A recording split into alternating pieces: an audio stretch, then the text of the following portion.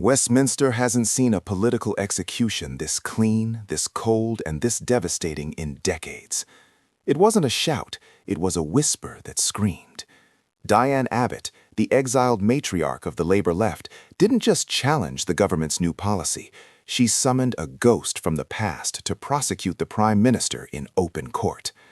The victim on the floor wasn't just a piece of legislation, it was Keir Starmer's moral authority. Picture the scene. The House of Commons is usually a theater of noise, a bear pit of jeers and performative anger. But when Abbott stood up, stripped of the party whip and sitting in the cold isolation of the opposition benches, the atmosphere shifted.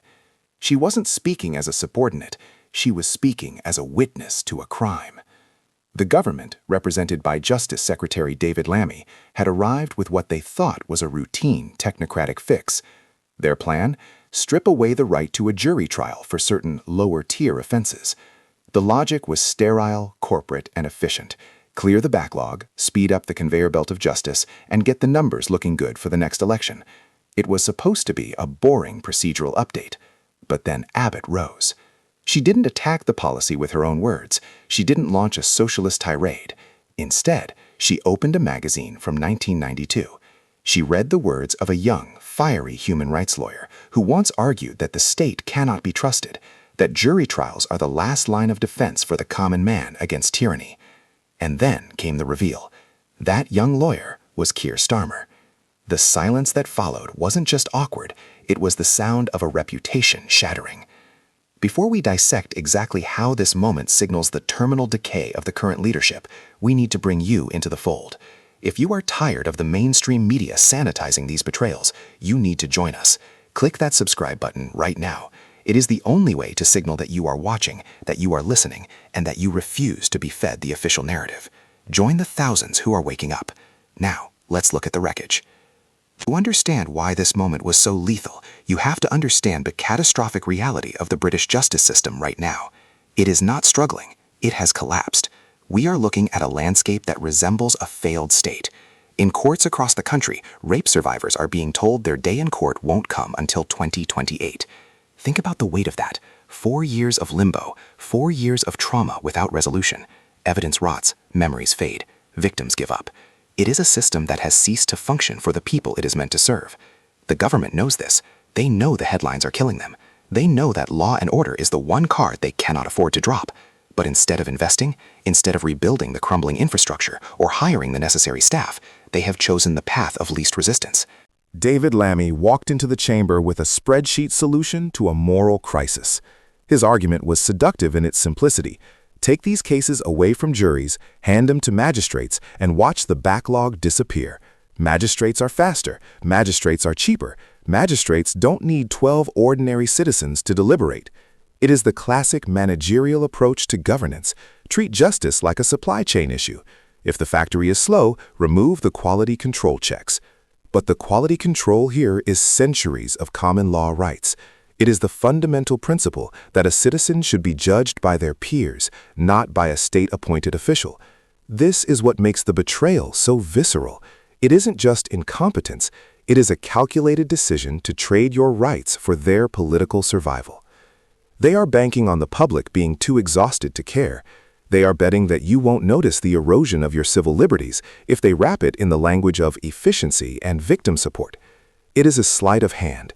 They point to the suffering of victims, suffering caused by years of underfunding and neglect, and use it as a human shield to dismantle the very protections that keep the justice system fair. It is cynical, it is manipulative, and until Diane Abbott stood up, it was working. The opposition was muted, the media was largely compliant, and the narrative was set. But the thing about principles is that they leave a paper trail, and the Prime Minister left a trail that led straight back to his own hypocrisy. The genius of Abbott's ambush lay in its simplicity. She didn't need to scream hypocrite. She simply let 1992 Keir Starmer debate 2024 Keir Starmer. The quote she pulled from the archives wasn't a vague sentiment. It was a specific, forensic defense of the jury system. The younger Starmer had written with absolute clarity that restricting jury trials creates a dangerous imbalance between the state and the individual. He argued that the jury is the only thing standing between a citizen and the overwhelming power of the government. It was a beautiful, principled argument. It was the kind of argument that builds a career. It was the kind of argument that makes you believe a politician has a soul. And that is why the reading of it in the Commons was so destructive. It exposed the hollowness at the center of the current administration. It wasn't just a gotcha moment. It was a character study. It showed a man who has not just changed his mind, but who has actively become the very thing he once fought against. When Abbott finished reading, the air in the chamber felt heavy. You could see the discomfort on the faces of the Labor backbenchers. They knew. Everyone knew. They were being asked to support a measure that their own leader had once defined as an act of authoritarian overreach. The visual was striking. Abbott, the outsider, the rebel, stood there holding the moral high ground, while the government frontbench looked like corporate lawyers caught shredding documents. It stripped away the veneer of sensible governance and revealed the ruthless pragmatism underneath. This is a government that will say anything, do anything, and sacrifice anything to maintain the illusion of control. The young human rights lawyer is dead. In his place is a politician who views rights as obstacles and principles as baggage. Abbott didn't just win the argument, she exposed the rot. She showed the country that the people in charge don't believe in anything other than power. David Lammy's attempt to respond was painful to watch. It was the performance of a man who knows he has lost the moral argument and is trying to salvage the political one. He couldn't deny the quote. He couldn't say Starmer was wrong back then, because that would alienate the party's base. So he did what this government always does. He pivoted to emotional blackmail. He talked about the women. He talked about the victims waiting for justice. He asked, is it right that they should wait? It is a trap of a question. Of course it isn't right. But the reason they are waiting isn't because of jury trials. They are waiting because the government broke the courts. Lammy tried to frame the removal of rights as an act of mercy. He tried to sell the idea that less justice is better than slow justice. It is the logic of a failing regime. We can't afford to give you a fair trial anymore, so we'll give you a fast one instead. It is an admission of defeat. It is a declaration that the British state is no longer capable of upholding the standards it once championed. And the irony is sickening.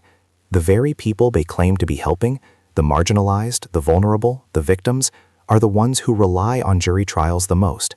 They are the ones who need the protection of their peers against a system that is often rigged against them. The danger here is existential. If they can come for the jury system, a cornerstone of British liberty for centuries, what is safe? What other rights are currently being reviewed by a focus group to see if they are efficient enough to keep? We are watching a government that has no anchor. They are drifting, driven only by the winds of political expediency. And when a government loses its anchor, it crashes. The spectacle of Diane Abbott, the woman they tried to humiliate, the woman they tried to erase, standing up and delivering the death blow, is almost Shakespearean. It is poetic justice in its purest form. But the question remains, how much damage will they do before they fall? How many rights will be stripped away? How many institutions will be hollowed out? The system is blinking red. The betrayal is complete. And the only thing left to determine is how messy the final collapse will be.